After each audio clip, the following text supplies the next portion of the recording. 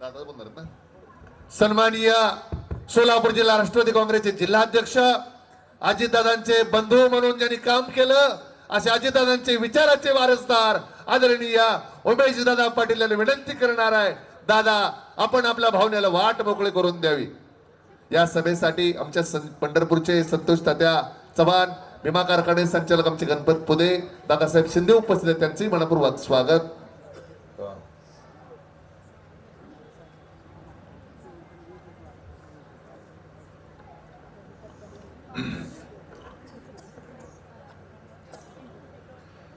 राज्याचे लाडके उपमुख्यमंत्री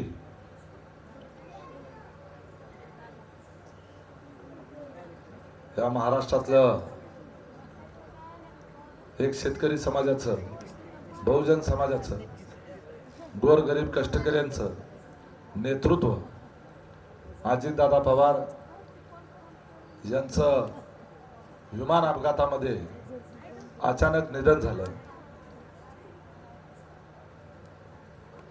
आज या कुरुलमध्ये अजितदादांच्या उपस्थितीमध्ये जाहीर सभेचं आयोजन करायचं होतं. त्या अजितदादाची शोक सभा घ्यायची परिस्थिती आपल्यावर येईल असं स्वप्नातही वाटलं नव्हतं.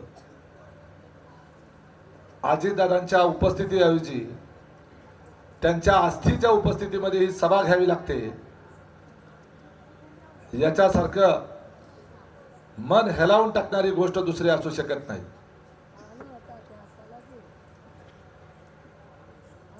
आपलं पितृछत्र हरवावं अशा पद्धतीचं आसमानी संकट अजितदादांच्या जाण्यामुळं उभ्या महाराष्ट्रावर कोसळलं.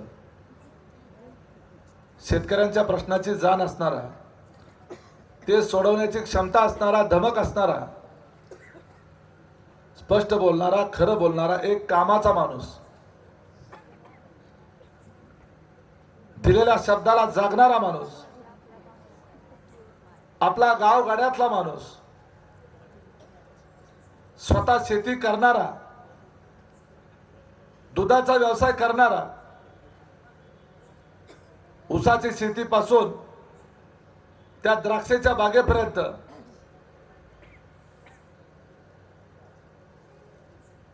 सर्व शेतकरी व्यवसायाचं ज्ञान असलेला हा नेता आपल्यातून निघून गेला. त्याचं प्रचंड दुःख महाराष्ट्रातल्या घराघरामध्ये आहे. लहान मुलापासून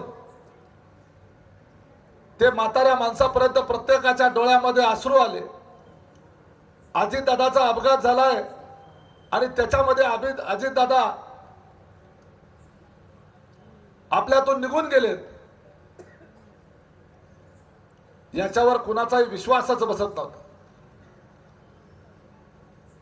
परंतु नियतीच्या पुढे कुणाचं चालत नाही, काय कुणासाठी थांबत नाही. ज्या देवानं आपल्याला जन्माला घातलं त्याच देवानं एवढं काम करणारा माणूस, अहोरात्र गोरगरिबांच्यासाठी कष्ट उपसणारा माणूस, पहाटे 4 पासून ते रात्री 11-12 वाजेपर्यंत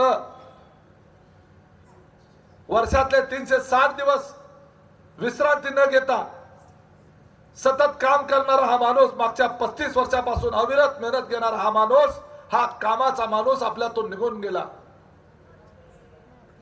याचं मनोमन प्रचंड दुःख आहे. परंतु ही समाजासाठी काम करणारी माणसं, त्या अजितदादाची शिकवण आहे. शेवटच्या श्वासापर्यंत या गोरगरीब जनतेच्या करता, आमच्या शेतकऱ्यांच्या करता, कष्टकऱ्यांच्या करता, दीनदलितांच्या करता, माझ्यासारखं माझ्या कार्यकर्त्यांनी सुद्धा सतत अविरत काम करत राहिले पाहिजे. आपण थांबलो तरी आपला महाराष्ट्र थांबला नाही पाहिजे. हा विकासाचा गाडा चालत राहिला पाहिजे. ही अजितदादाची शिकवण आणि भूमिका स्वीकारून अजितदादा जरी आपल्यात नसले तरी त्यांच्या शिकवणीचा आणि कामाचा वसा घेऊन आपल्याला पुढच्या काळामध्ये काम करायचे. आणि त्याच्यामुळं मिनी मंत्रालय म्हणून ओळख असलेल्या जिल्हा परिषदेमध्ये तुमच्या भागाचा प्रतिनिधी म्हणून कामाचा माणूस पाठवायचा का बिनकामाचा माणूस पाठवायचा याचा निर्णय करणारी आणि आपल्या भागाचं भविष्य ठरवणारी, नुसत्या आपल्या भागाचंच नव्हे या मोहोळ तालुक्याचं भविष्य ठरवणारी, या मोहोळ तालुक्याचं नव्हे तर या सोलापूर जिल्ह्याचं भविष्य ठरवणारी निवडणूक आहे. आणि आज त्याची ही प्रचार सभा आपण आज कुरुल गावामध्ये आयोजित केली. फक्त कुरुल गावाची सभा आहे, कुरुल जिल्हा परिषद गटाची नाही. एकाच गावामधून आज प्रचंड संख्येनं तुम्ही सगळेजण या ठिकाणी उपस्थित आहात. या सभेकडे बघितल्यानंतर या एका गावातूनच मला 80% जास्त लीड मिळणार आहे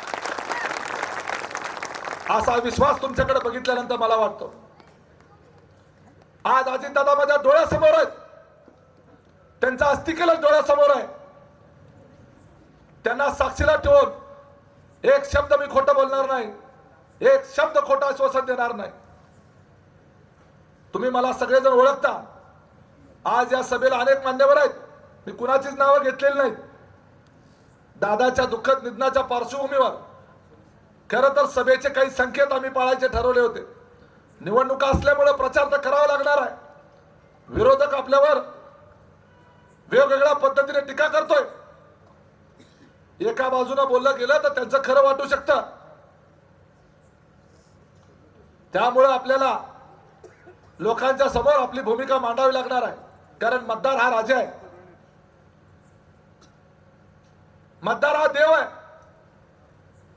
हा मतदार राजा असतो, त्याला मताचा अधिकार आहे आणि त्याला, त्याच्या बुद्धीला, त्याच्या मनाला जो आपलं काम करेल, जो आपल्या भागाचा विकास करेल, जो माझ्या घरापुढचा रस्ता करेल, जो माझ्याकरता पाण्याची सोय करेल, जो मला अंगणवाडी बांधून देईल, जे आमचा शाळा दुरुस्त करेल, जो आमच्या शाळेमध्ये आरो प्लांट बसवून देईल, जो आमचा शेत रस्ता करेल, जो आमचा कॅनलच्या कडेचा रस्ता करेल, जो आमचा शिवरस्ता त्या ठिकाणी मोकळा करून देईल, जो आमच्या इतर गावाला जोडणारे रस्ते आम्हाला करून देईल,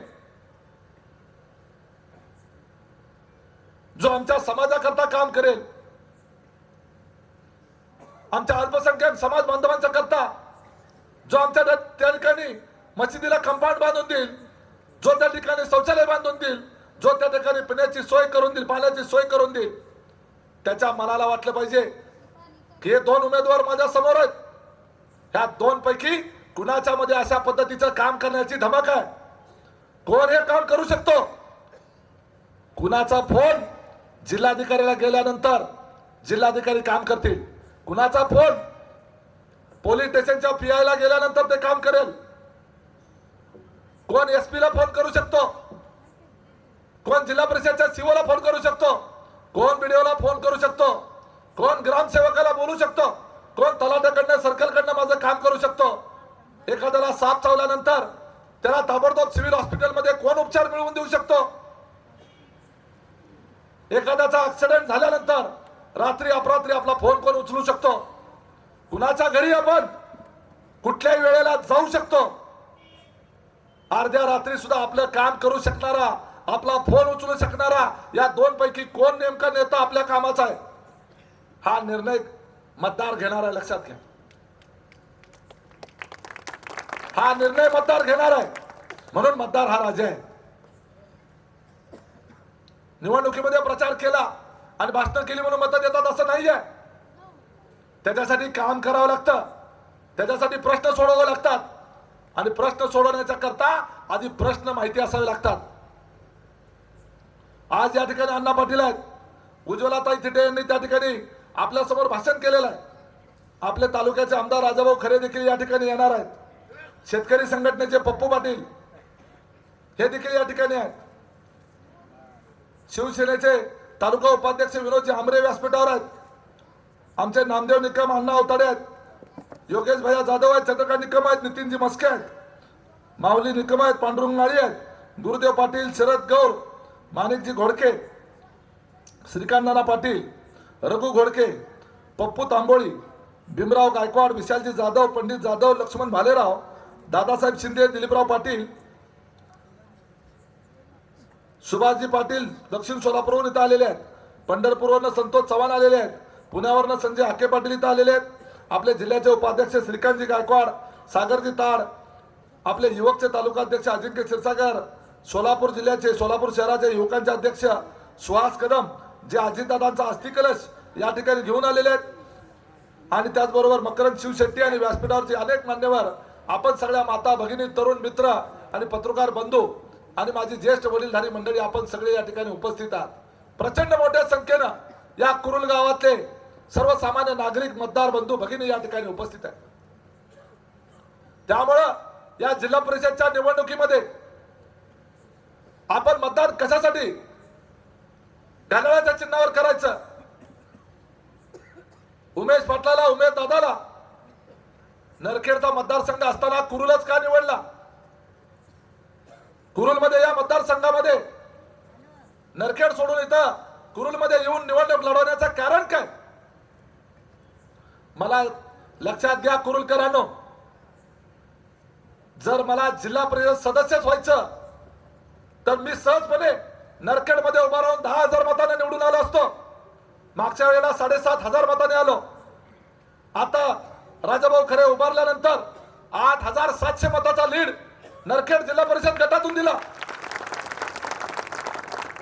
मी राजाभाऊ खरेंना एकही गावामध्ये न फिरता फक्त एकाच सभेला त्या ठिकाणी गेल्यानंतर नरखेड भागात एकच सभा घेतली, 8,700 मताचा लीड दिला. जर मी स्वतः तिथे उभारलो 10,000 मताच्या लीडने मी तिकडून आलो असतो.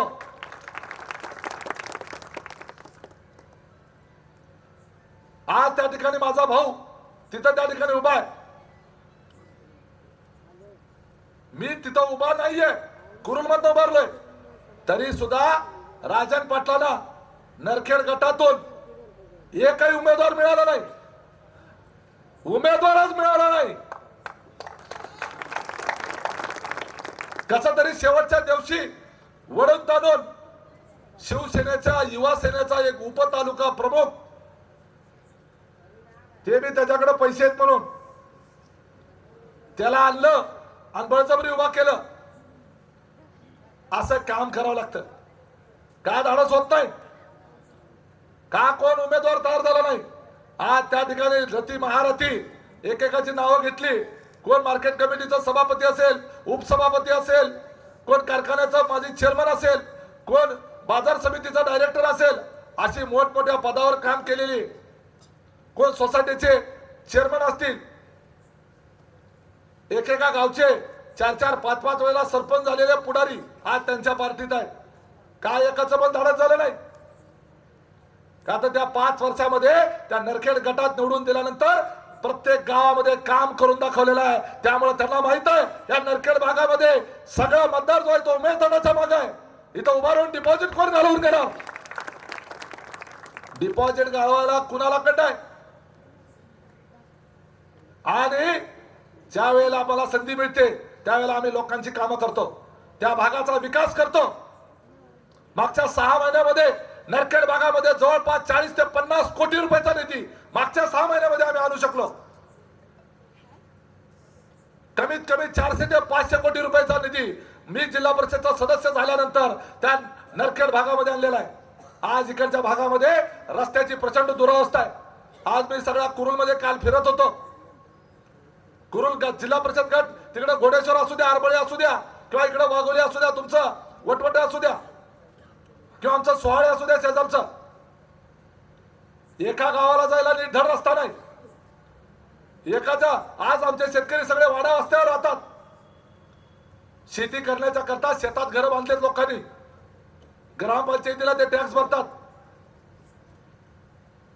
एखाद्या शेताला जायला नीट रस्ता नाही, शेत रस्ता नाही, पानंद रस्ता नाही, कॅनलचा रस्ता नाही. मग मला सांगा, एवढा 4,000 कोटी रुपयाचा निधी आणला म्हणतात, मग गेला कुठं? गेले कुठं हे पैसे? आम्हाला धड नीट प्यायला पाणी नाही, आमच्या शाळेमध्ये आरो प्लांट नाही, इथल्या वाड्या वस्त्यावर जायला नीट रस्ता नाही. तुमचा इथला बाजार तळ तो स्मशान घाट वाटावा अशी त्याची अवस्था करून ठेवली. इतकी दुरावस्था झाली त्या बाजार तळाची. तुमच्या गावात तर सभापती लोक झाली. काय केलं गावामध्ये? काय विकास केला? एवढं मोठं 9,000 मताचं गाव. या मोहोळ तालुक्यातलं माझ्या माहितीप्रमाणे सगळ्यात मोठं गाव असेल हे. बरोबर आहे का? अरे अनगर पेक्षा तरी मोठं आहे ना? अनगरचा डबल आहे. लयच मोठं बोलला रे. दीडपट म्हण. नरखेडच्या डबल म्हण चालतंय. त्याला कळलं बिळलं तर आता भेट नाहीत लोक. आता कोण बारक पोरग बी भ्याय नाही येणार. पण जे खरं आहे ते खरं आहे. 17ची बॉडी आहे. एक 6 का 7 वार्ड आहेत. 3-3 हजार मताचा वार्ड. किती? 2-2 हजार. 1500 मताचा वार्ड. आमच्याकडचं वार्ड म्हणजे 700 मतं 800 मतं. तुमचा 1500-1600चा एक वार्ड. मोहोळ तालुक्यातलं सगळ्यात मोठं गाव. नॅशनल हायवेवरचं गाव. अनगर आहे का नॅशनल हायवेला? अरे अनगर आहे खोपाडात. माढा तालुक्याच्या बॉर्डरवरचं गाव. अनगरवरनं उडी हल्ली की माढा तालुक्यात जाते. बरोबर आहे का नाही? मग त्यांच्या साखर कारखान्यात त्यांचा साखर कारखाना आज त्यांनी खासगी केलेला आहे. लोकांचा कारखाना हडप केला आणि तो खासगी केला. काय झालं? या सभेसाठी मोहोळ तालुक्याचे लोकप्रिय आमदार, दमदार आमदार आदरणीय राजेभाऊ खरे यांचं आगमन होते. लक्ष्मणासाठी राम आलाय. उमेश दादा, लक्ष्मणासाठी राम आलाय. आपले आदरणीय खरे दादा या. आपले सन्माननीय आमदार, दमदार आमदार, दमदार आमदार, लोकप्रिय आमदार राजाभाऊ खरे यांचं स्वागत आहे. धन्यवाद. माझ्या प्रचार सभेकरता राजाभाऊ आलेले आहेत. आपलं मनपूर्वक स्वागत आहे.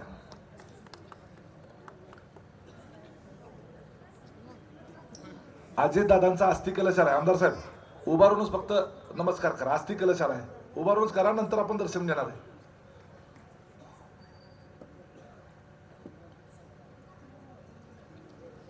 एवढं मोठं गाव.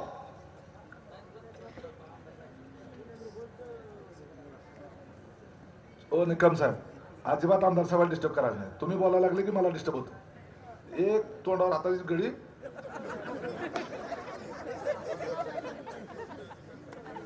हा ते देऊन टाकतो, फक्त बोलायचं नाही.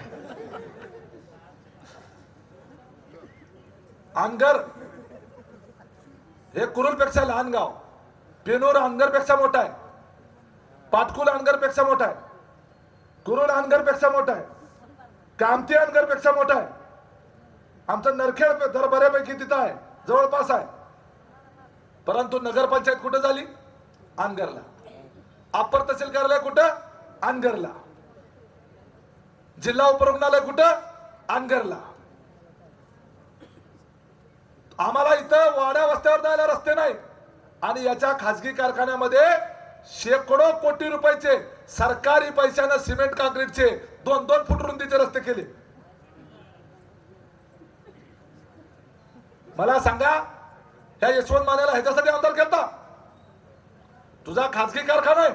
खासगी कारखान्यामध्ये सरकारी पैशाने रस्ते करण्याचं काय कारण? एवढं मोठं कुरुल गाव आणि इथले पुढारी लाळ घोटत जाते त्यांच्या पैसे परत. आणि त्यामुळं मी जे मगाशी सांगितलं, ह्या दक्षिण भागामध्ये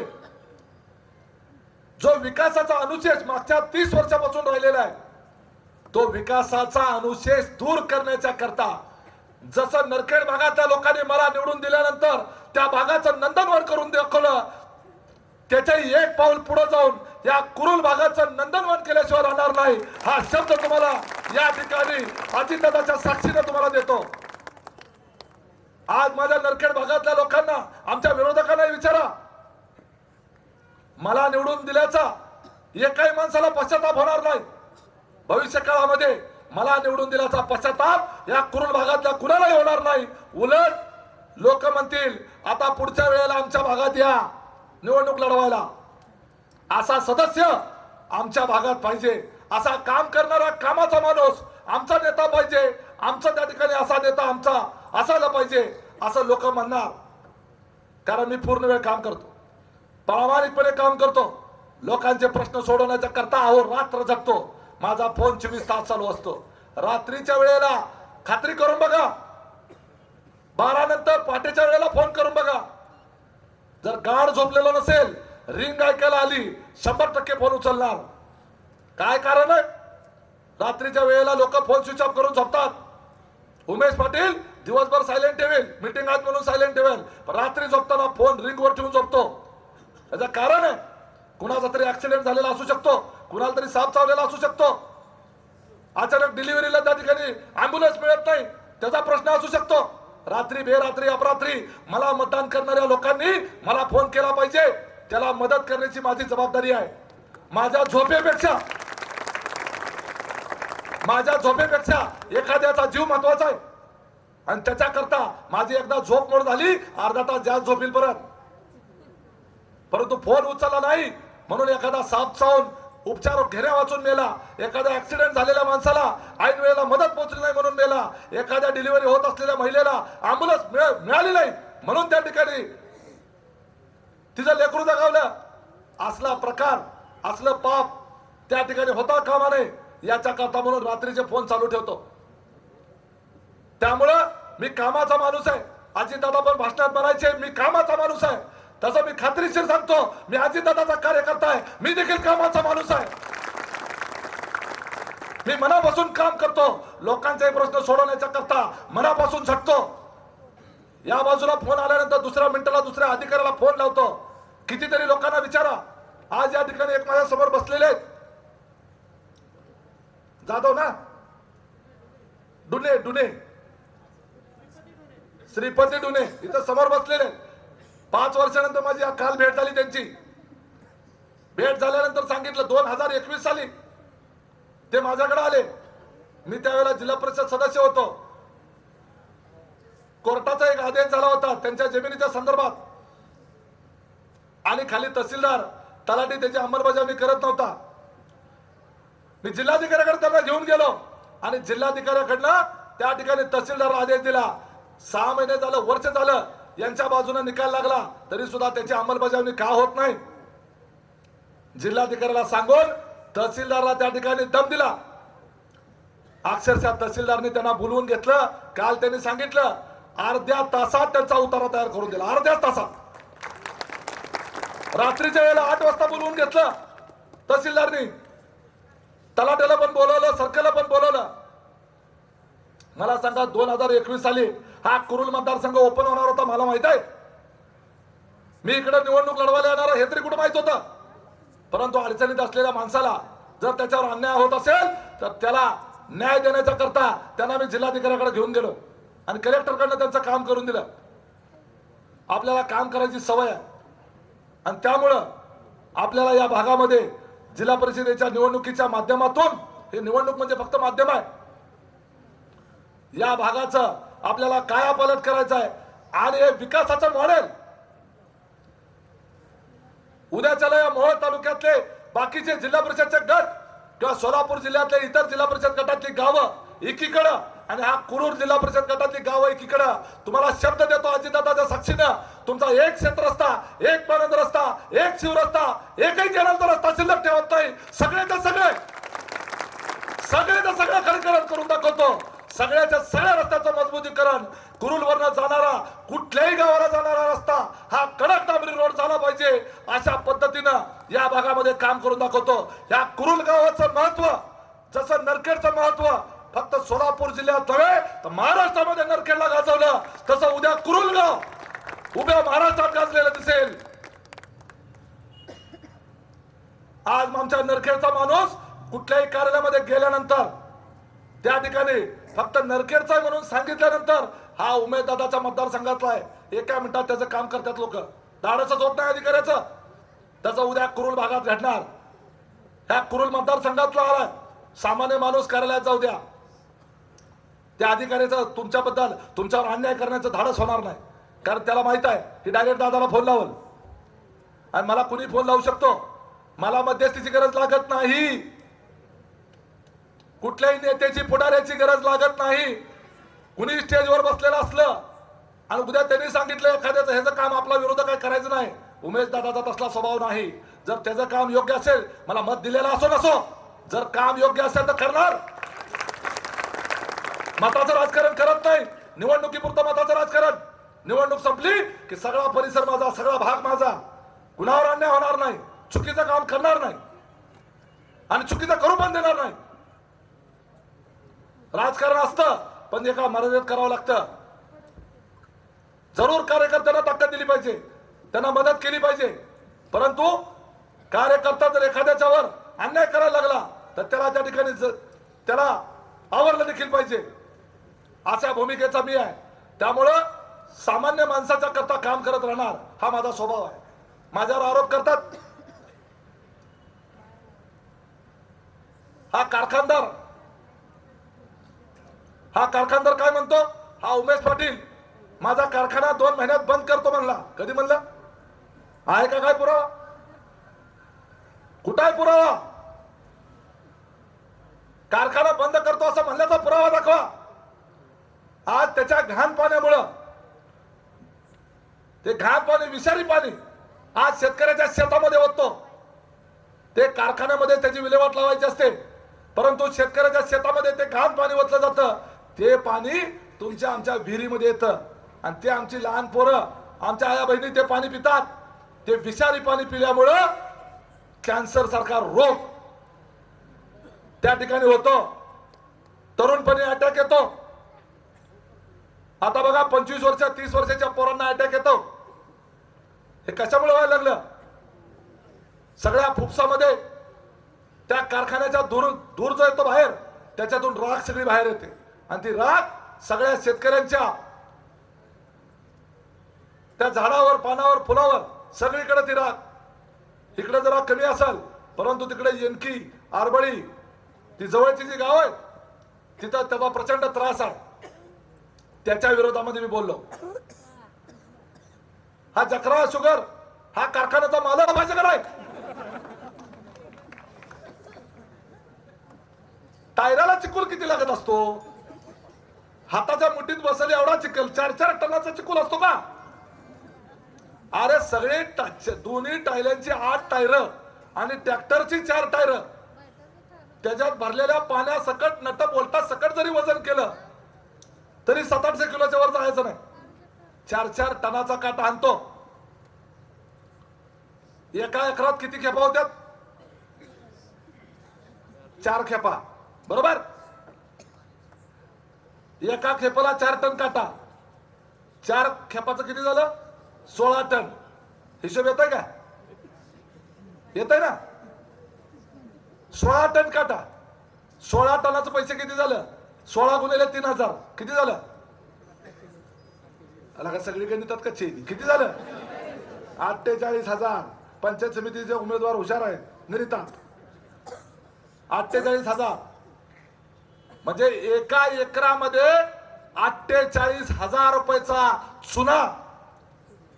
हा जकरायाचा मालक आणि आताचा उमेदवार, राजन पाटील पार्टीचा उमेदवार 50,000 रुपयाचा चुना लावतोय. 5 एकर शेतकरी असं तर 2.5 लाखाचा चुना. आता तुम्ही म्हणाल आता मग ऊस घालायचा कुठं? दुसरा कारखाना बी काटा मारत नसेल कशावरनं? कुठं तरी ऊस घालावाच लागणार आहे. सगळे काटा मार कारखानदार. मग करायचं काय? मी नुसतं मोगम बोलत नाही, ह्याच्यावर उपाय करणार.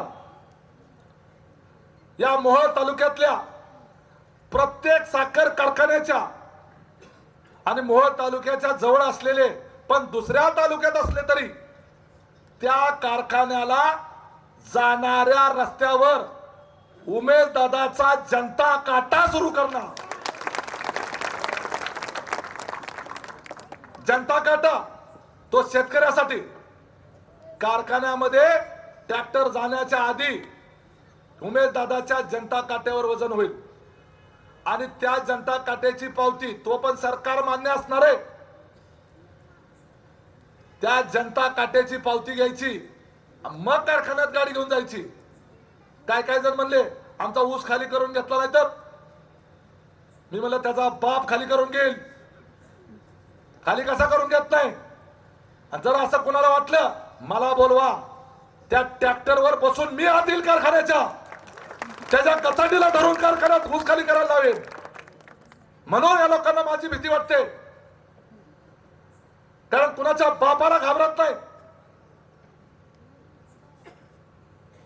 त्या आंबेडकर पाटलाला घाबरलं नाही. हा कुठला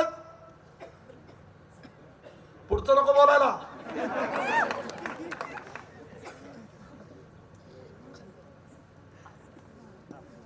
अहो ह्याला पोलीस स्टेशनला धरून नेला होता एकदा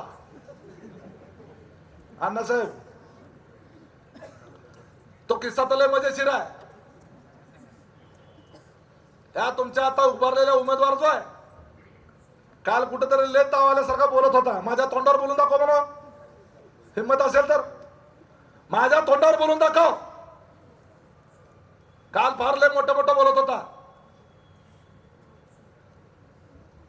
त्याला पोलीस स्टेशनला धरून नेला. कुणीतरी याच्यावर पॉस्कोची केस केली. पॉस्को माहिती आहे का तुम्हाला? अल्पवयीन मुलीच्या संदर्भातली. अर्थात ती खोटी केस होती. मी कुठं खोटा आरोप करणार नाही. खोटी केस केली होती, पण केली कुणी होती? राजन पाटलांनी करायला लावली होती.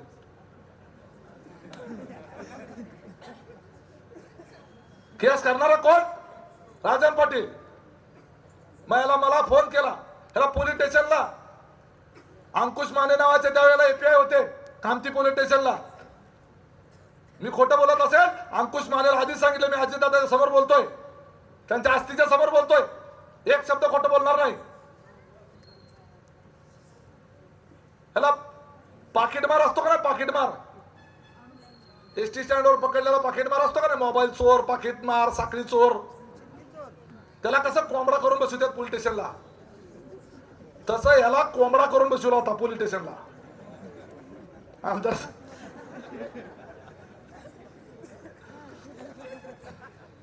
लयच बुरटा चोर असेल तर त्याला कापड काढून चटीवर बसू द्यात कोंबडा करून. ही जरा मोठा चोर होता म्हणून कापडा सकट बसवला होता. हा कामतीचं पोलीस स्टेशन. मी म्हणलं ना पीआयला विचारा, ती कुठेतरी असेलच की. तरुणच आहे ते, आता कुठेतरी ड्युटीवर असेलच ना अंकुश माने, सोलापूरला आहे. हा मग सहज विचारता येते. कुणी बी फोन लावून विचारा, तुमच्या बी असेल ओळखीचं. मला फोन आला, दादा म्हणला त्या राजन पाटलांनी माझ्यावर खोटी केस केली आणि मला इथं पोलीस स्टेशनला आणून बसवलंय आणि कोंबडा करून बसवलंय. कोट्याधीश माणूस, कारखान्याचा मालक. ते पीआय म्हणला फोन कोणाला लावतो रे, फोन खाली ठेव. मला आवाज यायला लागलाय. पीआय त्याला बसवतोय, फोन कोणाला लावलाय याचा फोन घ्यायला काढून म्हणला. त्या हवालदाराला सांगितलं. मग ते हळूच म्हणते उमेश दादाला लावलाय. मग जरा पीआय नरमला, उमेश दादाचा आहे होय. मग मला दे इकडं. लक्षात घ्या, हा कारखान्याचा मालक आणि उमेश दादा तुमचा सर्वसामान्य शेतकरी. एका मिनिटात पीआयने माझा फोन घेतला. उमेश दादाचा फोन आहे म्हणल्यानंतर त्यानं आदरयुक्त भीती असावी लागते अधिकाऱ्यांच्या मनात. ताबडतोब फोन घेतला. मी म्हटलं पीआय साहेब, एक कारखान्याचा मालक आहे राहतो, हजारो शेतकऱ्यांना ऊस तिथं जातो, कोट्याधीश माणूस, आणि त्याला तुम्ही असा पाकिट मारासारखा पोलीस स्टेशनला का बसून ठेवलाय? ते म्हणले त्याच्यावर गंभीर गुन्ह्याचा तक्रार आहे, अल्पवयीन मुलीच्या संदर्भातली तक्रार आहे. मी म्हटलं त्या तक्रारीची शहानिशा केली पाहिजे. बोगस खोट्या तक्रारीमध्ये त्याला अडकवण्याचं षडयंत्र असू शकतं. पीआय म्हणले आम्ही त्याचा तपास करतोय, पण याला धरून आणला पाहिजे ना. मला लक्षात आलं की याला काही सोडणार नाहीत. याच्यावर त्यावेळेला आमदाराचा दबाव असणार. यशवंत माने आमदार, त्याचा फोन येत होता सारखा त्याला हात घाला म्हणून. मग मी अजितदादा आणि योगायोगानं मी त्या दिवशी अजितदादा बरोबर होतो. योगायोगानं पुण्यावरनं बारामतीला चाललो होतो आणि मोरगाव माहिती आहे ना, गणपती, मोरगावचा गणपती, त्या ठिकाणी दादा त्या ठिकाणी सर्किट हाऊसला वॉशरूम साठी गेले आणि तेवढ्यात त्याचा फोन आलता. एक मिनिट इथं साक्षीदार पण आहे त्याचा. बरोबर ही माझ्यासोबत होता बघा तेव्हा संतोष चव्हाण. काय योग आहे, काय योग आहे. ही पंढरपूरचा, ती माझ्या प्रेमाखातर आलं इथं सभेला. पंढरपूरचा आहे, तिकडचा देगाव, नारायण चिंचोलीचा. ह्याचं काम होतं म्हणून अजितदादाकडे गेलो होतो. आणि दादा वेळ मिळेल नाही, दादा म्हणजे बस माझ्या गाडीत, म्हणून गाडीत गेलो. आणि त्या मोरगावच्या तिथं असताना ह्या सचिन जाधवाचा मला फोन आला, पोलिसांनी धरून नेले म्हणून. मग अजितदादा तिथं सर्किट हाऊस मध्ये उतरल्यानंतर दादाला म्हटलं असं असं त्या जकरा या कारखान्याच्या मालकाला त्या राजन पाटलांनी षडयंत्र करून खोटी केस करून त्याला पोलीस स्टेशनला आणले, त्याला मदत केली पाहिजे. अजितदादांनी एसपीला फोन लावला, आमदार साहेब. त्यावेळेला तेजस्विनी सातपुते त्या सोलापूरच्या एसपी होत्या, त्यांना फोन लावला आणि त्यांनी सांगितलं दादांनी एखाद्या उद्योजकावर अशा पद्धतीनं राजकीय हेतून कुठली कारवाई होता कामा नये, ते नीट तपासा आणि खोटा गुन्हा असेल तर त्या पीआयला ताबडतोब तिथून त्याची ट्रान्सफर करा, नाही तर सस्पेंड करा. त्यामुळं पीआय गेला घाबरून, एसपीनं झापडलं त्याला आणि ताबडतोब त्या सचिन जाधवला सोडून दिलं. आणि ते गुन्हा खोटाच होता. पूर्वीचे जुने गुन्हे जे केले होते दाखल ते सुद्धा जवळपास काढून टाकले. विचार करा, हा कारखान्याचा मालक, करोडपती, कोट्याधीश माणूस, त्याला त्याच्यावर होत असलेला गुन्हा पोलीस स्टेशनला त्याला धरून नेल्यावर त्याला वाचवणारा मी आहे, लक्षात ठेवा. मला सांगा, उद्या जर तुमच्यावर कुणावर असा प्रसंग आला, त्याच्यावर प्रसंग आल्यावर त्याला मला मदत मागावी लागते, तर तुम्हाला काय सोडविणार ठेव. त्यामुळे हा कुठल्याही पद्धतीनं राजकीय काम किंवा पुढारी व्हायच्या योग्यतेच आहे का. त्याचा कारखाना जो बंद पडत होता त्यावेळेला सुद्धा मी अजितदादाकडे वाचवला. अजितदादाने त्या पोल्युशन कंट्रोल बोर्डचे अविनाश ढाकणे म्हणून एक IAS ऑफिसर आहेत, ह्याचा कारखाना सील होणार होता. त्यावेळेला मी अजितदादाकडनंच, त्यांनीच मला फोन केला. आणि हे जर खोटं असेल तर सचिन जाधवला माझं चॅलेंज आहे, इथं मॅडम चॅनलवाले सगळ्यांना जाऊन विचारा त्याला की उमेश पाटील जे बोलले ते खोटं आहे का खरं आहे. जकराच्या मूर्तीवर हात ठेवून सांग, कारखाना तुझा सील होणार होता, कोण करत होता सील, कोण बंद पडणार होता. राजन पाटलाच्या तक्रारीवर ना, राजन पाटलाच्या कार्यकर्त्यांनी तक्रार केली, तो कारखाना बंद करणार होते. परंतु दादांनी सांगितलं त्या अधिकाऱ्याला, त्याला दंड करा, त्या दुरुस्त्या करायला ते घाण पाणी, ते धूर, ती राख, त्याला 6 महिन्याची मुदत द्या, त्याच्यावर उपाययोजना करायला. परंतु एखादा कारखाना बंद करणे हा उपाय नाही. ऐन सीझन मध्ये कारखाना बंद पडला तर शेतकऱ्याचं नुकसान होईल. आणि म्हणून करता त्यावेळेला त्यांनी मला फोन केला, मी अजितदादाला सांगितलं, दादाकडनं त्या अविनाश ढाकणे म्हणून साहेब होते, त्यांना फोन केला आणि ह्याचा कारखाना त्यावेळेला बंद पडण्यापासून वाचवला. बंद पडणारा कारखाना वाचवणारा मी आहे.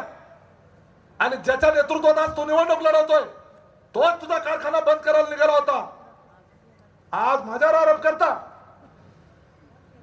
त्यामुळे असा जो काटा चोर, खोटं बोलणारा, ज्या अजितदादानं तुला जेलमध्ये जाण्यापासून वाचवलं, तुझा कारखाना बंद करण्यापासून वाचवलं, त्या अजितदादाचा घड्याळ तुम्ही संपवायला निघाला. ही नतद्रष्ट माणसं आहे, तेवढं लक्षात ठेवा. त्यामुळं ह्या अशा लोकांच्या नादाला लागू नका. या कुरुलमध्ये भरपूर प्रश्न, लयच मोठं गाव आहे. 4 वेळा आमदार साहेब फिरतोय तरी संपच ना. ह्या कोपऱ्याचं त्या कोपऱ्याला, त्या कोपऱ्याचं ह्या कोपऱ्याला, कळलं मला अक्षरशः, गोल गोल घुमतय सगळं.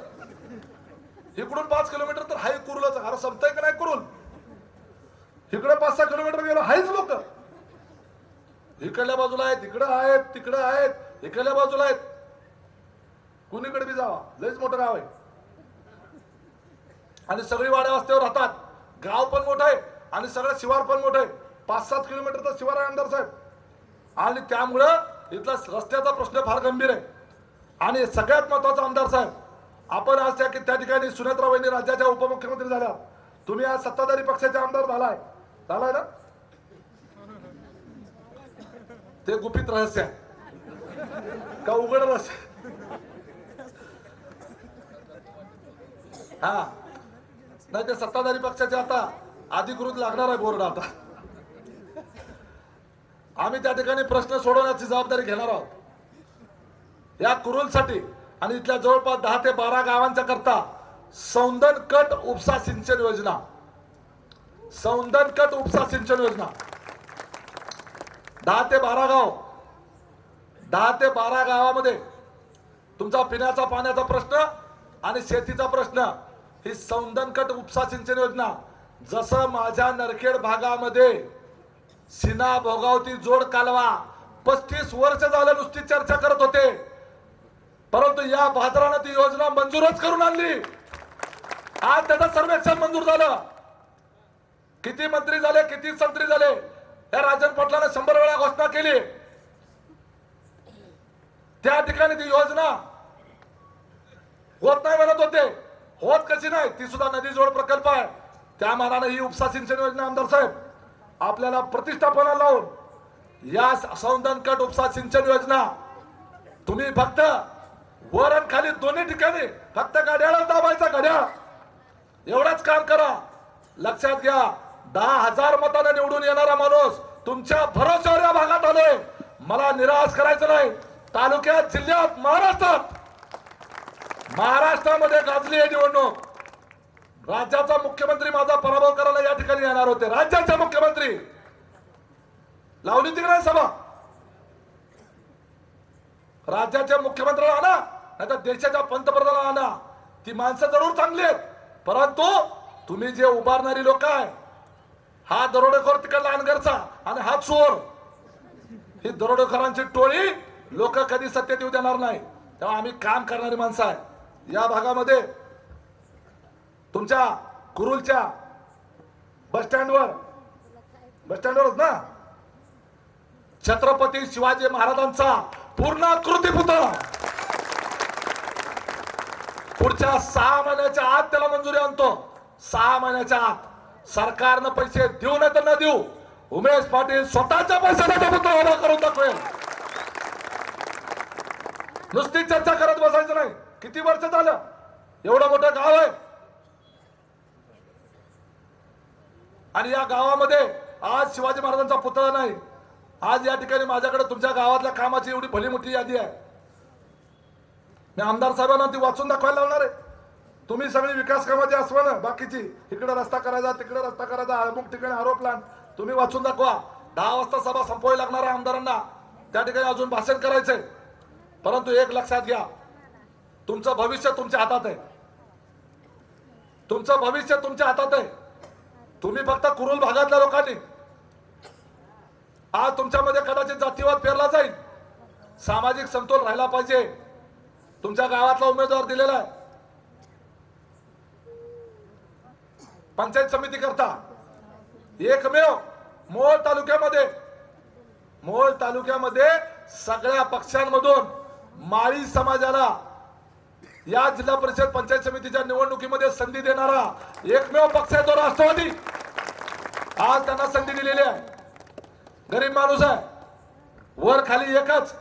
एक लक्षात घ्या, पंचायत समितीला सुद्धा तिथं घड्याळा बटन दाबलं, तिथं सुद्धा उमेश पाटीलच उभा समजायचं. तेही उमेश पाटील आहे. एक मत माझ्यापेक्षा त्यांना आगाव द्या, परंतु क्रॉस वोटिंग करायचं नाही. एक मत माझ्यापेक्षा जास्त त्यांना पडलं पाहिजे पंचायत समितीच्या उमेदवाराला. आणि नुसतं तुमच्या मतावर थांबू नका. तुमचे जेवढे सगळे आसपासच्या या गटातली जेवढी गाव आहेत, प्रत्येक गावामध्ये आपल्या पाहुण्या रावळ्याला, मित्रांना फोन करून सांगा, एकही मत इकडे तिकडे जाता कामा नये. ती सगळी मतं परगावची सुद्धा लोक बोलवून घ्या. आणि त्याकरता आपल्या सगळ्याला सांगतो, अजून परत तुमच्याशी संवाद, वेगवेगळ्या माझं इंटरव्ह्यू झालेले आहेत, वेगवेगळ्या मुद्द्यावर मी बोललेलो आहे, ते सगळं तुमच्यापर्यंत पोहोचलंही असेल.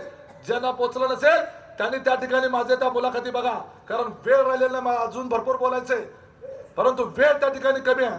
आमदार साहेबांना त्या ठिकाणी बोलायचंय, परंतु एक तुम्हाला शब्द देतो, अजितदादाचा अस्थि कलश इथं आहे, अजितदादा माझ्या समोर आहेत, त्यांच्या साक्षीने सांगतो, या कुरुल भागाचा कायापालट केल्याशिवाय राहणार नाही. या भागाला जो विकासापासून वंचित ठेवलेला आहे, विकास कसा असतो हे बघायला या सोलापूर जिल्ह्यातून नव्हे तर महाराष्ट्रातून माणसं या कुरुलमध्ये येतील असा शब्द आपल्याला देतो आणि थांबतो. जय हिंद, जय महाराष्ट्र. धन्यवाद दादा.